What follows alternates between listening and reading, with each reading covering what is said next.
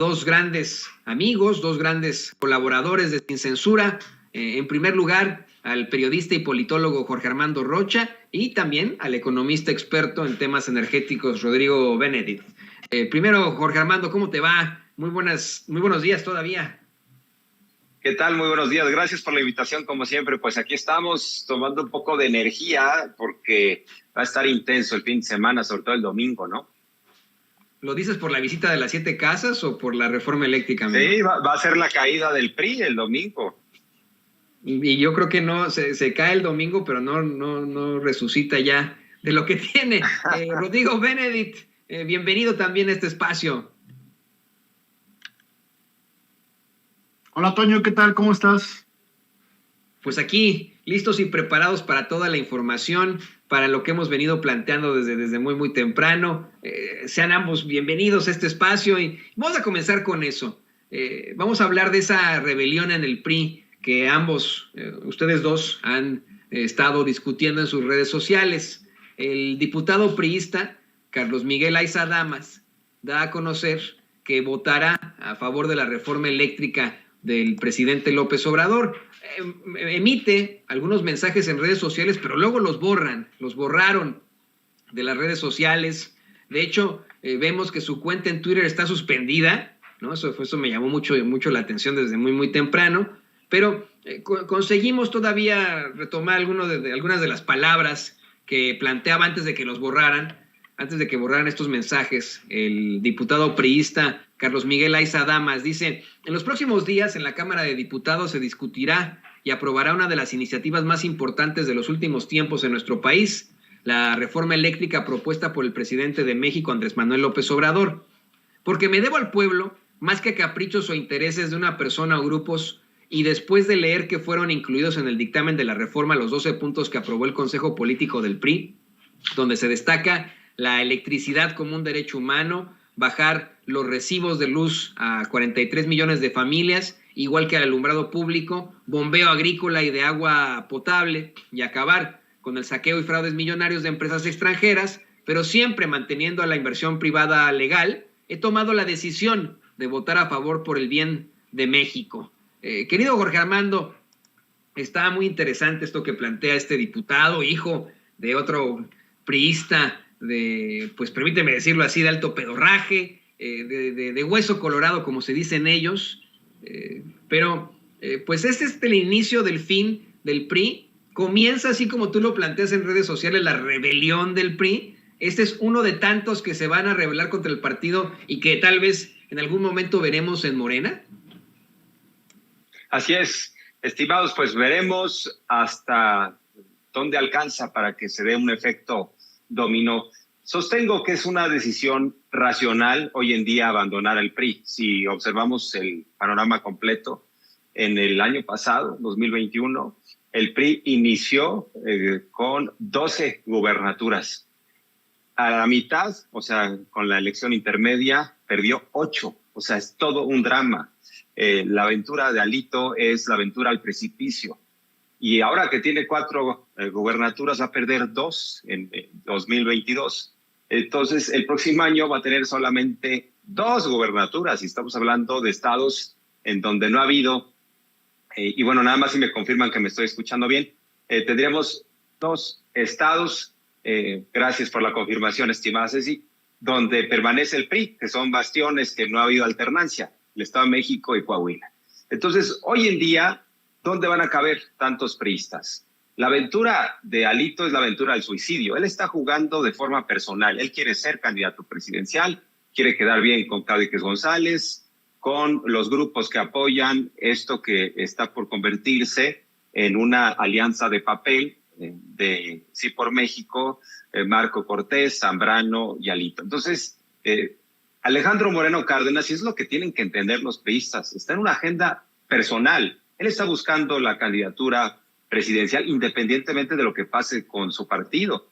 Y claro que le molesta mucho el hecho de que pues este diputado Carlos Miguel Aiza Damas sea el hijo del exgobernador de Campeche, que además Alito lo dejó. Hay que recordar que Alejandro Moreno Cárdenas era gobernador de Campeche y supuestamente parte de la nueva generación del PRI. Ese cuento que nos han vendido y dijeron es que él tiene madera para ser presidente del partido. Él se la creyó, avanzó. Como no había un rival fuerte, ganó Alejandro Moreno Cárdenas. Mientras tanto, dejó de gobernador interino a Aiza González, el que aceptó irse de embajador. Entonces, pierde en casa a Alito, se le va a alguien que supuestamente era leal, por eso lo dejó de gobernador interino, y el hijo de ese exgobernador, pues es el primero en decir, yo de plano voto a favor de la reforma eléctrica, en contra de lo que está diciendo la dirigencia, pero me parece que también es un acto de supervivencia. Algunos cuestionan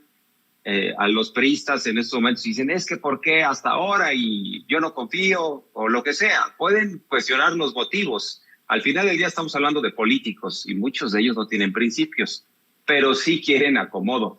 Ahora, hay que reconocer que el presidente Andrés Manuel López Obrador ha tenido una gran habilidad, precisamente, y muchos cuestionaron en su momento, y ahora todo va embonando, o sea, tiene sentido. Y yo lo comenté alguna vez, cuando empezó a invitar a estos exgobernadores, o que estaban por convertirse en exgobernadores, todavía los invitó en funciones, a Aiza González de Campeche, a Pavlovich de Sonora, y a Quirino Ordaz de Sinaloa. Pues obviamente lo que estaba buscando López Obrador era esto, de alguna forma debilitar al partido y decir y mandar este gran mensaje de que la 4T es un gran paraguas territorial que hoy en día está ocupando los espacios priistas, pero que son bienvenidos y que pueden tener cabida. Ha dicho López Obrador que se vale cambiar de opinión. Y estos exgobernadores, o sea, que los priistas que andan ahora muy bravos en el ámbito legislativo se pongan a pensar cómo es que un gobernador, porque estamos hablando de personas que tienen mucho poder, digan, pues ya no le veo futuro al PRI y mejor me voy con Morena y la oferta de la 4T. O sea, que más allá de su espíritu nacionalista, que muchos no lo tienen, o de amor al pueblo, que también escasea en esos partidos, que se pongan racionales y decir cuál es el futuro inmediato, en dónde van a caber los priistas. Es una aventura al precipicio y por eso, pues sí, ahora sí que en casa empieza a perder Alito y duele más que le estén goleando. Yo no sé si va a alcanzar Morena tener y la 4T los votos necesarios el próximo domingo.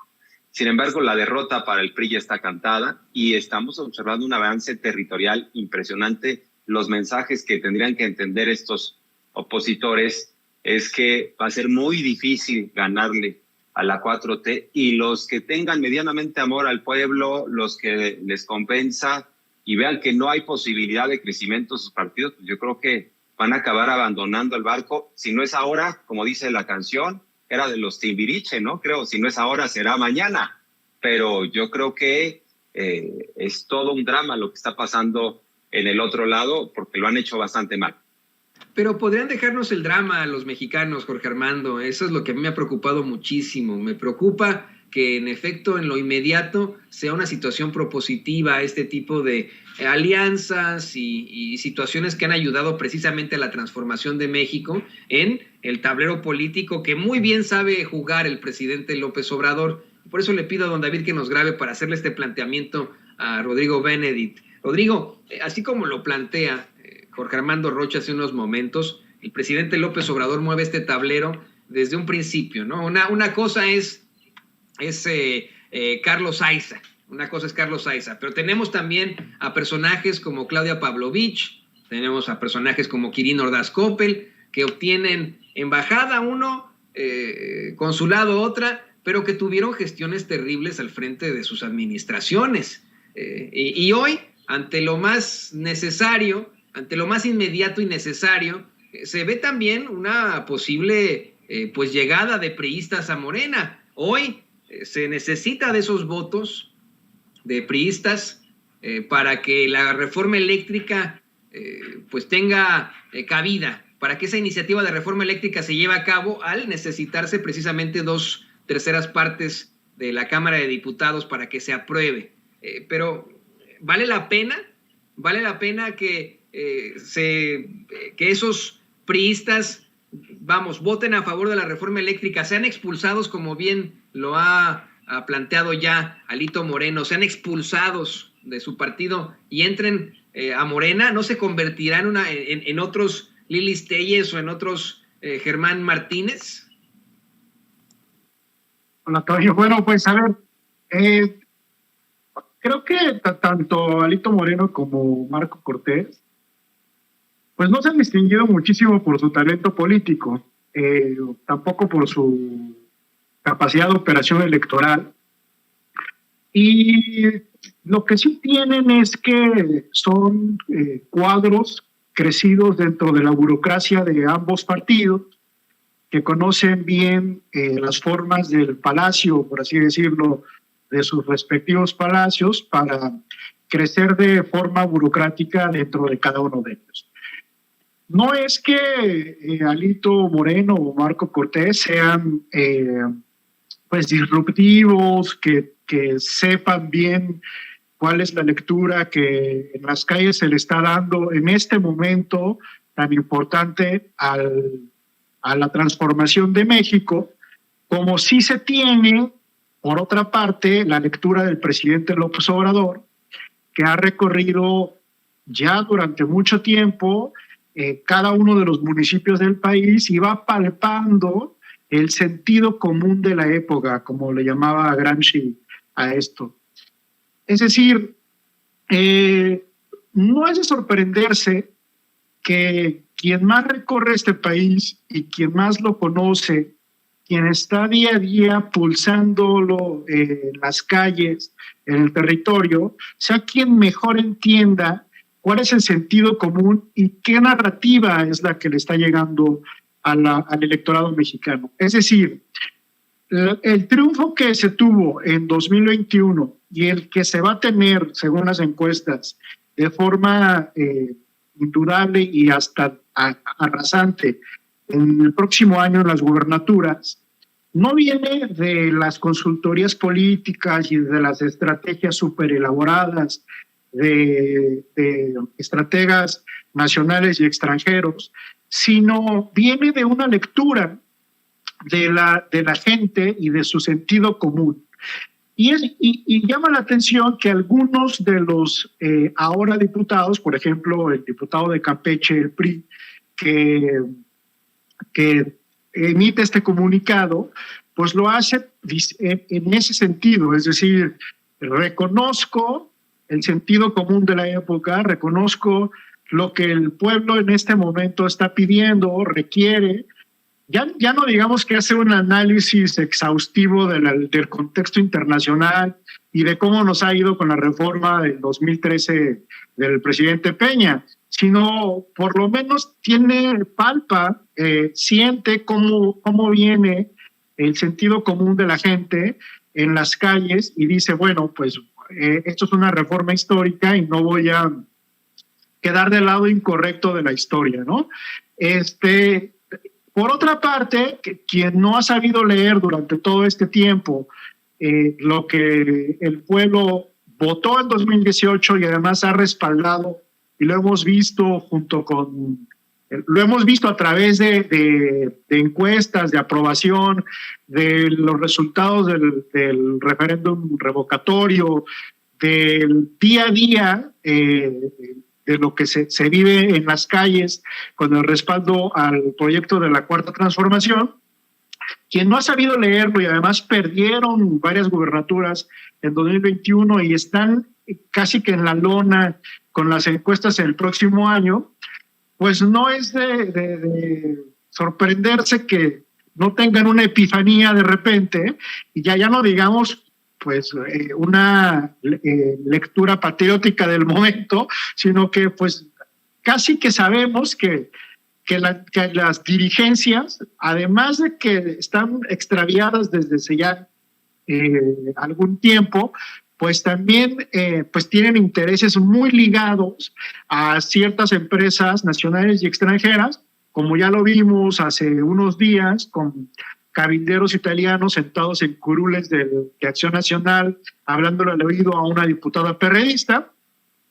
Y lo que sí se espera es que, bueno, esta epifanía, o por lo menos sentido de supervivencia, como lo decía Armando, pues penetre en estos días la conciencia de algunos legisladores de todos los partidos y se pueda lograr la mayoría del 66% de los votos presentes este próximo domingo. Quien ya tuvo esta lectura del sentido común de la época fue la Corte hace no muchos días, poniéndole a las reformas de la ley de la industria eléctrica, pues la validez constitucional necesaria, que es, digamos que una de las partes esenciales de por qué se presenta esta reforma constitucional, ¿no? Entonces ya la Corte, ya uno de los poderes empieza a entender esto. Esperemos que la mayoría del Poder Legislativo también lo entienda este domingo.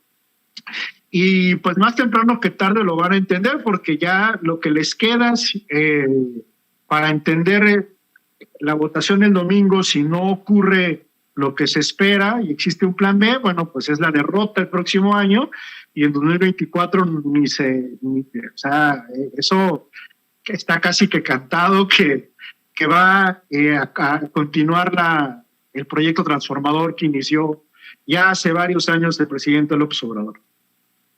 Y vamos un poco más a fondo con esto. Le pido a don David que nos grabe. El mismo presidente López Obrador ha advertido que es posible que los diputados traidores, es como le llama él, no apoyen la reforma eléctrica y no se consigan las 2/3 partes del Congreso para su aprobación, pero advirtió en días anteriores que ya se salvaron los costos bajos de precisamente la energía eléctrica para los consumidores, con la última determinación de la Suprema Corte de Justicia en hacer constitucional la ley de la industria eléctrica. Además, que ya hasta la tiene redactada y firmada una iniciativa de reforma que necesita de mayoría simple para proteger al litio como mineral de la nación. Querido Jorge Armando, ¿podríamos decir que la reforma eléctrica entonces seguirá vigente sí o sí? Pues esto que planteas es muy interesante, porque lo ideal es que la reforma eléctrica quede plasmada en la Constitución para que ya no haya ningún tipo de interpretación y discusión, porque con todo y lo que determinó la Corte, hay algunos abogados, claro, entregados a la causa conservadora que dicen, no, vamos a continuar con la lluvia de amparos. Ya sabemos que son especialistas en ese tipo de situaciones. Pero el presidente López Obrador lo que está buscando es un resultado, ¿no? Y dice, independientemente, y por eso ve los escenarios, escenario A, pasa la reforma, si no pasa, pues tenemos un plan B, que de alguna manera tiene que ver con esto, ¿no? De que la ley de la industria minera, pues quede el litio a salvo. ¿Por cuánto tiempo? Pues eso sería en tanto llegar a quizá algún otro congreso a modificar por la vía simple esa legislación. Por eso lo ideal es el cambio constitucional, pero es mucho más complejo de llegar a ese escenario. Pero el presidente va a buscar el resultado. Dice, si no puedo por acá, me voy por allá. Hay que reconocer que si hay alguien persistente en la política, es el presidente Andrés Manuel López Obrador. Algunos no lo saben leer, algunos no lo entienden o lo descalifican, aseguran que es necio. Yo diría que es consistente en los objetivos. Y estamos viendo las diferencias claras. Mientras en el sexenio pasado el gobierno federal se metió para comprar votos en favor de las empresas transnacionales, hay que recordar que Peña Nieto tenía que pagar favores, le compraron su campaña, le compraron la presidencia a estas empresas como Odebrecht, entonces tenía que regresar el favor, incluso utilizaron dinero público de Petróleos Mexicanos. Esto está dicho por Emilio Lozoya, no nos estamos inventando nada, para comprar las conciencias y que más rápido transitara. En este sexenio vemos a un presidente activo en el debate, pero el gobierno federal no está comprando votos, no es sí o sí. Incluso hay una actitud de reto que lanza el presidente, de desafío. Se coloca en el límite y les dice a sus adversarios, pues ahora sí que definan y que la gente sepa, y por eso le interesa mucho la difusión. Dice, en todo caso, si van a votar en contra, que la gente lo sepa y exhibe lo del cabildero en la mañanera. Vean sus actitudes, porque las actitudes de quienes compraron y vendieron, porque fue un mercado, fue una transacción la que se hizo, ¿no? Los priistas compraron y los panistas vendieron sus votos el sexenio pasado. Bueno, quienes hicieron esas transacciones, pues no han cambiado. Su lógica sigue siendo la misma.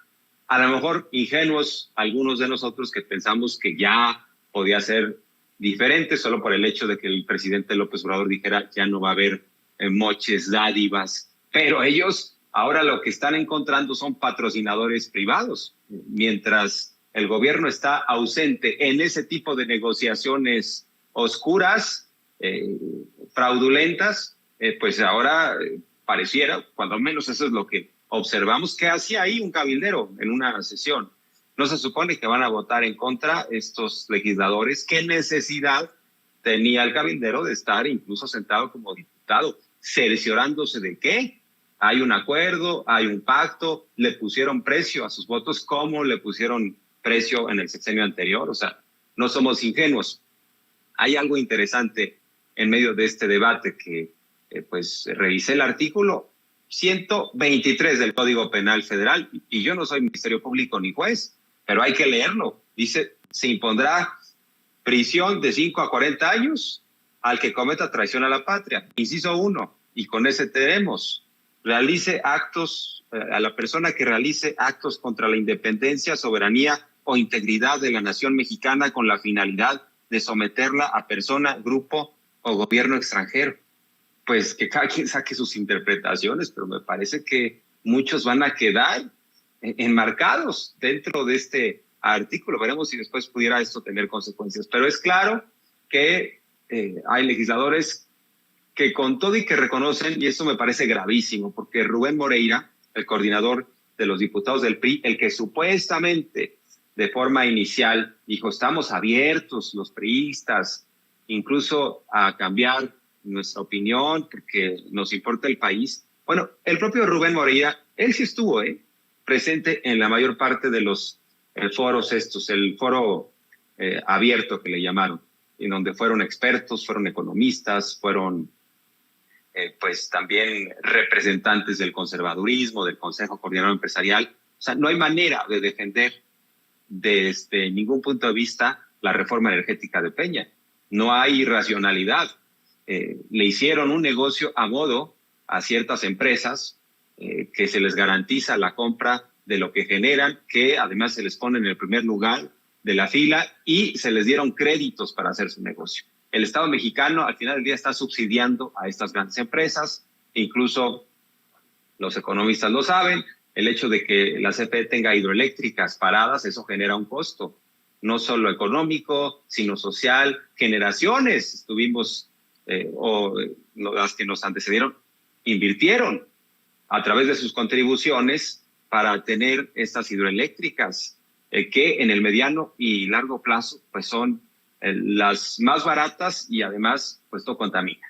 Entonces se lesionó al Estado mexicano y es que permanezca este modelo. Me parece que es terrible que algunos incluso reconozcan que en efecto hay distorsiones y que las empresas están siendo favorecidas. Lo reconoció Rubén Moreira, dijo, nosotros reconocemos que el modelo actual no es el ideal, hay abusos, hay excesos de las empresas privadas, sin embargo, no lo vamos a cambiar. O sea, entonces me parece que es lamentable que abiertamente digan vamos a preferir un modelo que está haciendo agua, que está absolutamente exhibido en otros países. En el caso de Europa, ahora los estados están tratando de ver cómo recuperan la soberanía, cómo recuperan la preponderancia, digamos que ser el eje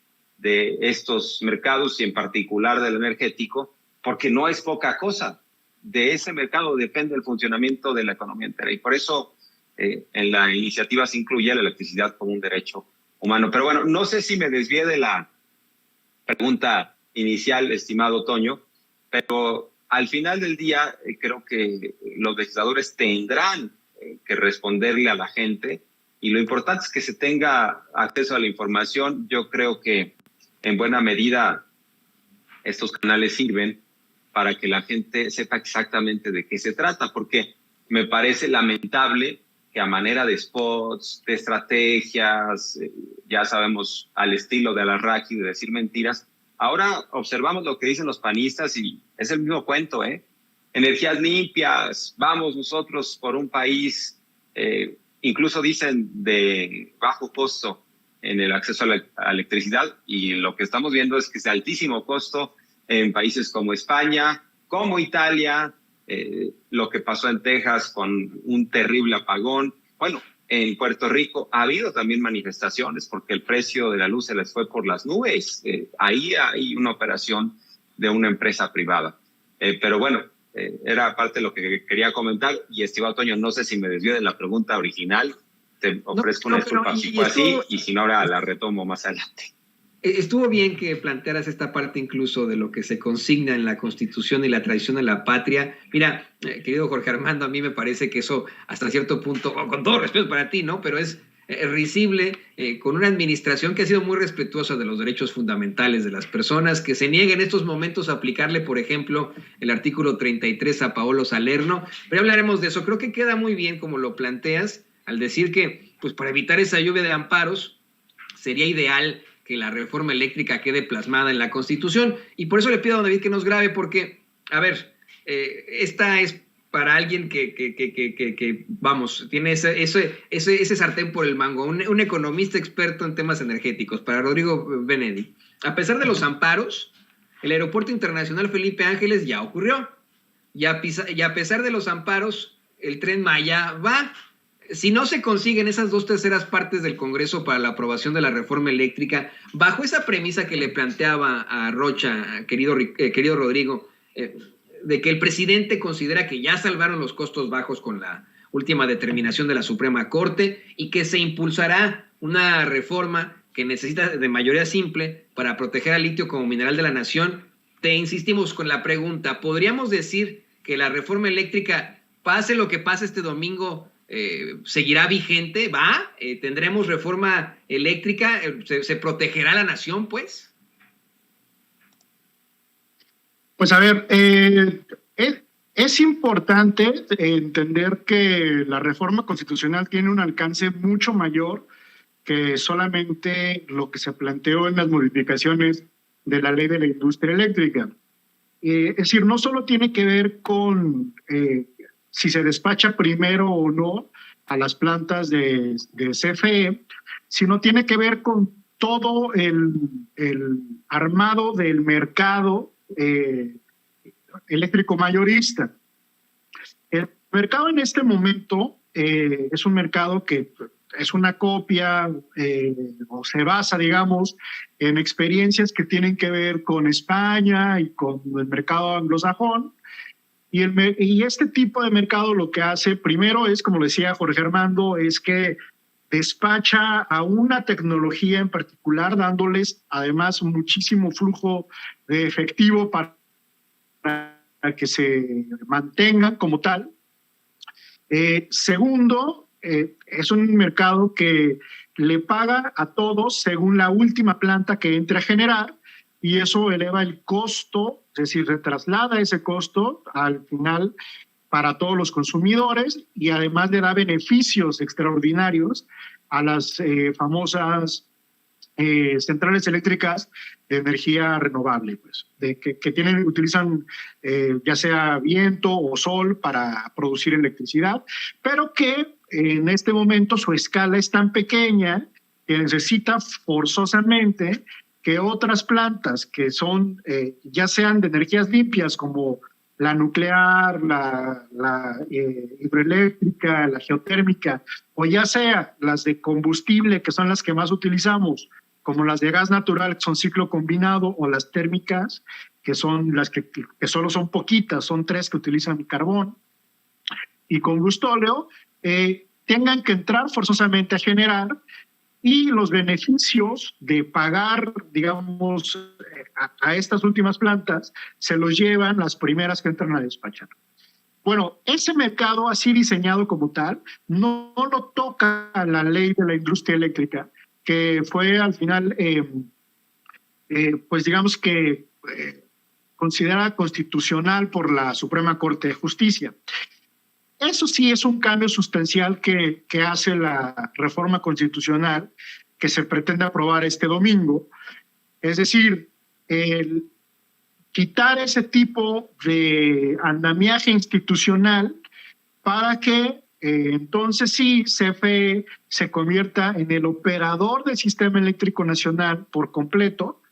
Otra cosa que no hace la ley de la industria eléctrica y sus modificaciones es que retira la separación legal obligada de la CFE. Es decir, la reforma constitucional lo que hace es que vuelve a integrar a CFE para que pueda generar, transmitir, distribuir y comercializar la electricidad. Y no solo lo que es lo que se planteaba con la reforma de 2013, que es desaparecerla completamente de la generación y dejarle el monopolio y el costo por lo tal de la transmisión, distribución y comercialización de la electricidad a los hogares y pequeñas empresas, porque el mercado eléctrico, como está planteado en este momento, le deja la posibilidad que los grandes usuarios, que en realidad llevan bastante consumo de la electricidad del país, pues puedan arreglarse directamente con las empresas productoras de energía como Iberdrola, Enel, que es del cabildero Pablo Salerno, que estaba ahí hace días pasados, o algunas otras que simulan autoabastecimiento. Es decir, sí es importante entender que la reforma eléctrica tiene un calado mucho mayor que solamente lo que se planteaba en cuanto a despacho y revisión de contratos de interconexión para las sociedades de autoabastecimiento y los contratos de generación para los productores independientes de energía, que es lo que la LIE quedó firme ante la decisión de la Corte. Eso es cambiar por completo la forma de ver la electricidad en nuestro país, la reforma que se está planteando. Y es algo además que estamos viéndolo casi que en vivo y en directo y a todo color en otros continentes. Es decir, si en este preciso momento, hoy, CFE no produjera electricidad, así, cero electricidad, como es lo que pasaría si seguimos con este tipo de mercado, y el 100% de la generación la tuvieran privados, solo hay dos formas de que los hogares mexicanos mantengan tarifas estables de energía. La primera es que subsidiemos con el dinero de todos, con el dinero de Hacienda, las tarifas de los hogares y de los pequeños comercios. Y claro, las empresas recuperen su costo y sus utilidades. Y la segunda es lo que plantea precisamente la reforma del presidente López Obrador, que es diversificar la generación de electricidad en muchas tecnologías, es decir, no solo en renovables, sino en limpias no renovables como la hidroeléctrica, la nuclear, la geotérmica, y en modalidad, es decir, que no solo los privados o no solo el Estado sean los productores de electricidad, sino que tengamos a ambas patas de la ecuación en la producción de electricidad, y eso nos da mucha más seguridad energética de tener, y la seguridad entendida como que tengamos un suministro continuo, estable y con precios también asequibles y a largo plazo, pues, ¿no? Entonces, sí es importante que la reforma pueda ser aprobada en los términos que lo plantea el presidente López Obrador, porque si bien la ley que sostiene la Suprema tiene una parte de eso, el cambio completo del paradigma de cómo vemos el mercado eléctrico en este momento está en la reforma que se mandó para modificar la Constitución, el 27, 25 y 28 de la Constitución. Y precisamente al hablar de esta reforma eléctrica, pues surgen las controversias que a ambos he visto, han cuestionado precisamente en sus redes sociales, y hoy, en el colmo de la desfachatez y el cinismo, la diputada del PRD, Edna Díaz, le echó la culpa a Morena de los que entran y salen al pleno de la Cámara de Diputados luego de que fuera captada ella junto al supuesto cabildero Paolo Salerno, sentado en una curul, y después pues generando una serie de cuestionamientos, de enfrentamientos y de una incapacidad de la derecha mexicana de poder justificar esta situación. ¿Qué nos puedes decir sobre esto, querido Jorge Armando Rocha? Pues que es lamentable la pretendida justificación que ha intentado esta diputada Edna Díaz, que ganó por el PRI-PAN-PRD, es de Uruapan, y destacar que se ha dedicado a la grilla allá en Michoacán, cercana a Silvano Aureoles, y en todo caso, ella dice que todo tiene que ver con supuestamente violencia política de género. Pues no le estamos cuestionando, no le estamos criticando por el hecho de que sea una mujer o qué rol deba tener una mujer, para nada. Estaríamos criticando igual a otro legislador que se hubiera sentado al lado de este cabildero que ocupó un sitio como si fuera legislador y estaban ahí platicando abiertamente como grandes amigos. O sea, eso sugiere que hay una relación y nos genera dudas, nos genera sospechas y estamos en nuestro derecho, porque además estamos hablando de la actuación de una representante popular, que eso tiene costos y beneficios, ¿no? Sus beneficios es que no les pagan mal, tienen muchos asesores, pero también los costos son que deben estar sujetos al escrutinio público. Y esta legisladora está hablando con el cabildero mientras está la discusión. ¿Eso no le parece un acto de cinismo? ¿No le parece que es incluso hasta una provocación a los mexicanos? Porque estamos hablando de un asunto fundamental para el desarrollo del país. Ya decía también Lázaro Cárdenas, que es traición a la patria, aquel que entrega los recursos energéticos a los extranjeros. Esa será una persona traidora a la patria, lo dijo Lázaro Cárdenas. Está en el fundamento, entonces, tanto del PRI como del PRD. O sea, Lázaro Cárdenas tiene una influencia muy evidente en ambos partidos. Ellos están desechando incluso a sus fundadores ideológicos porque han optado por el salinismo, y lo del PRD es también una desgracia. Un cascarón, básicamente dos líderes, Jesús Zambrano, Jesús Ortega, con muy pocos diputados. Hoy en día la dirigencia del PRD, que por cierto fue al INE porque quieren derribar la consulta popular del domingo pasado. Claro que les da mucha envidia, que nada más domingueando López Obrador sacó 15 millones de votos, sin hacer mucho ruido. Y es una base impresionante. Entonces estos perredistas tienen esta actitud ya salinista.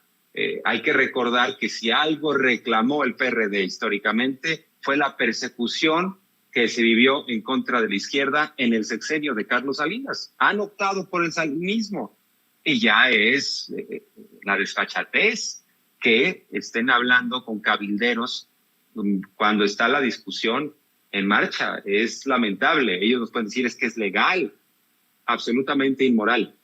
Ahora, esta diputada está atrapada en sus propias mentiras, porque ella dijo que, como bien lo señalas, estimado Toño, que eso le corresponde a Morena, porque ellos tienen la presidencia de la Cámara de Diputados y ellos saben quién entra y quién sale, ¿no?, del recinto.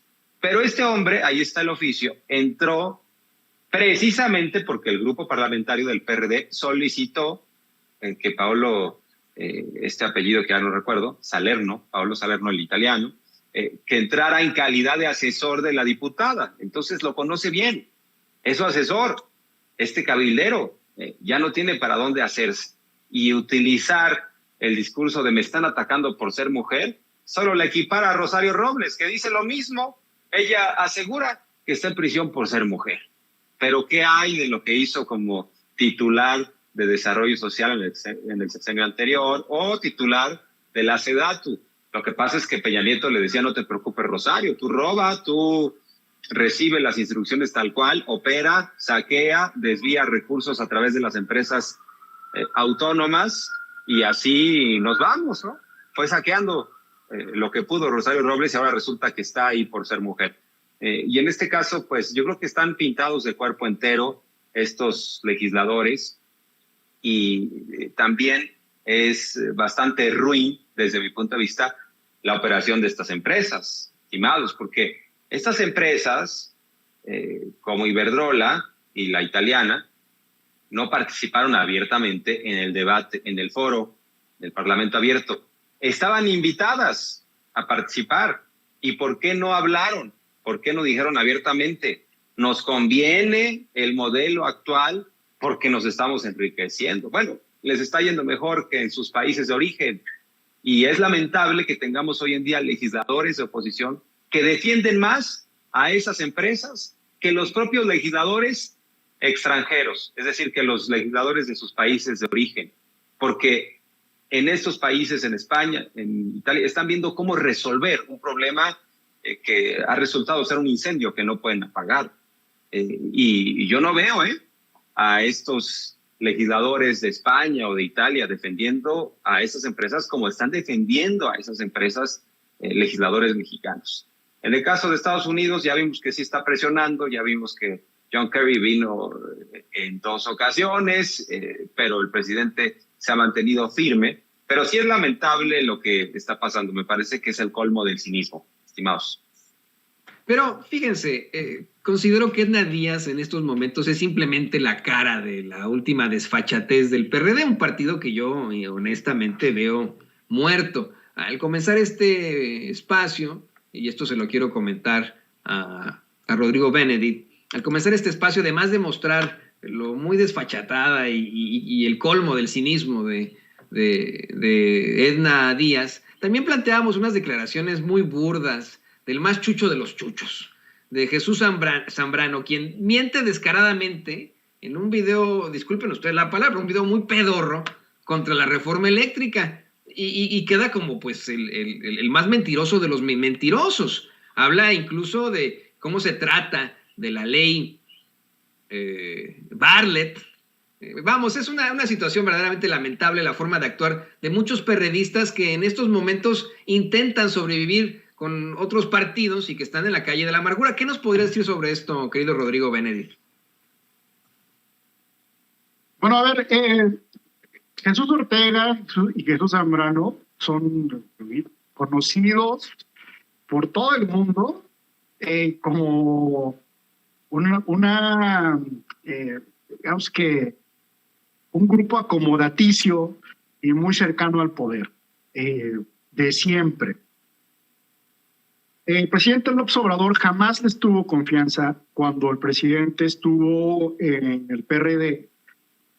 Recordemos que él fue presidente del PRD y justo cuando tenía que ceder, digamos, la estafeta porque se terminaba su presidencia en ese partido, le tuvo mucha desconfianza a Jesús Ortega, tanto así que en un acto muy demócrata, Jesús Ortega ganó la presidencia del PRD después de Andrés Manuel López Obrador.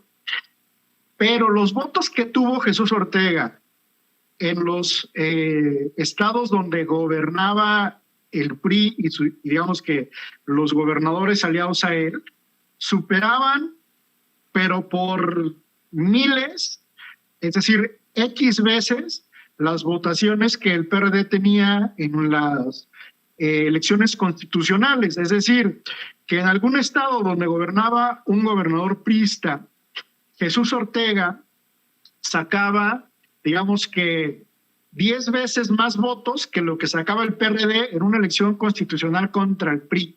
Eso en una elección interna. Entonces, recordemos que el presidente López Obrador, cuando fue presidente del PRD y termina su mandato, hay un interinato que tuvo el ahora titular de la UIF, Pablo Gómez, porque se presumió fraude, es decir, un fraude que además no se presumió, perdón, se comprobó un fraude en las elecciones internas del PRD orquestado por Jesús Ortega. De ahí fue que Jesús Ortega al final declinó ser el presidente del PRD después de Andrés Manuel. Hubo una contienda entre Salgado Macedonio y la ahora diputada Amalia García. Amalia García termina siendo la presidenta del partido, pero bueno, desde ahí vemos la desconfianza que se tuvo y lo que ha hecho Jesús Ortega cientos de veces como miembro del PRD. Después de eso, también hay que recordar que el presidente López Obrador, en una disputa interna también, mientras él seguía en la constitución de Morena por una parte, pero con un pie dentro del PRD, propone, junto con un equipo de compañeros, a Alejandro Encinas, como, digamos que el candidato de esta ala transformadora para ser presidente del PRD, y ahí sí fue directamente contra Jesús Ortega, y nuevamente Jesús Ortega gana en todos los estados priistas. Pero, recordémoslo, y ahí están las cifras y son súper públicas, porque digamos que se mantienen todavía en la memoria de Internet. En Chiapas, si no mal recuerdo, Jesús Ortega tuvo algo así como 75,000 votos, es decir, cosa que el PRD no obtenía nunca en una interna, los tuvo en esa elección interna del PRD. Ahí fue, digamos, que la decisión ya completamente de salirse del PRD, tanto del presidente López Obrador como de muchos otros compañeros, y digamos que los que se quedan ahí, que además, digamos que con el control de la burocracia del partido, se agandallaron todas las plurinominales, más algunas uninominales en el 2018, con la votación que obtiene el presidente de la República y con un programa muy específico que le ofrece el presidente de la República, hoy presidente de la República, Andrés Manuel López Obrador, al pueblo, obtiene una votación pues significativa, aunque se pierde contra Enrique Peña Nieto. Con esto obtienen pues, una cantidad importante de diputados y senadores, el grupo de Jesús Ortega y Jesús Zambrano, e inmediatamente se dan la vuelta y hacen un pacto con el gobierno federal, operado tanto por Osorio Chong como por Aurelio Nuño, para hacer el famoso pacto por México, pacto contra México, como le conocemos ahora. Es decir, Jesús Ortega lo conocemos perfectamente, es decir, sabemos, y es más, es decir, el PRD en el pacto por México votó en contra de la reforma energética de Peña Nieto. Es decir, ya esto es una locura en la vida interna de ese partido. Ya no les queda más que decir incoherencias como este video que muy bien adjetivaste de Jesús Zambrano, que es uno de los chuchos mayores. Y bueno, o sea, esperar algo de Jesús Ortega es pues ya en este momento una locura, porque, pues como bien decía Einstein, hacer la misma cosa y esperar resultados diferentes es la definición de locura, y Jesús Ortega no va a cambiar, él va a vender sus votos, así literal, los va a vender a quien mejor les ofrezca. Exactamente, y es la forma en la que buscan, en todo caso, sobrevivir, querido Rodrigo. Por favor, compártenos tus redes sociales, hay muchos comentarios en los chats, hay gente que quiere, obviamente, ponerse en contacto con ustedes dos. Por favor, compártenos tus redes sociales para que la gente se ponga en contacto contigo. Claro, en Twitter estoy como RO Benedict, ahí como aparece en su pantalla, y en las demás redes como Rodrigo Benedict, ahí con TH al final. El experto en temas energéticos, Rodrigo Benedict, aquí economista, aquí en Sin Censura, y también, querido Jorge Armando Rocha, además de agradecerte a ti, como a Rodrigo. Pues compártenos tus redes sociales, estas redes que son atacadas constantemente por los bots, constantemente por los trolls. Estimado, por eso también difiero del tema de Elon Musk, que yo creo que a quienes somos de izquierda no nos puede ir peor. Bueno, yo creo que siempre puede ser peor, pero, a ver, Twitter va a tener dueño, ¿no? Siempre, porque es un negocio privado. Al final del día estamos conscientes de eso. Y creo que Elon Musk podría imprimirle un sello de mayor libertad. Esperemos que sí. Yo creo que a los de izquierda no nos puede ir peor. ¿Por qué? Porque además en México los dirigentes de Twitter están muy vinculados al panismo y se la pasan censurando nuestros tweets de quienes pensamos distinto a Felipe Calderón, a Vicente Fox, a todos estos. Entonces, bueno, esperemos, porque por ahí sugería Elon Musk que, por ejemplo, nada más con una suscripción de $3 mensuales, ya en automático te verifican tu cuenta, te ponen la famosa palomita y no tienes las restricciones, porque ahora estamos sujetos a unos panistas en México que bajan el switch. O sea, eso hay que tenerlo claro. Ojalá que nos vaya bien con Elon Musk, pero bueno, hay otras redes sociales, tampoco es todo lo que existe. Está YouTube y yo creo que van a salir más. Y al final del día, la tecnología va a hacer que sea cada vez más fácil el acceso, ¿no? Y lo que va a mandar serán los contenidos.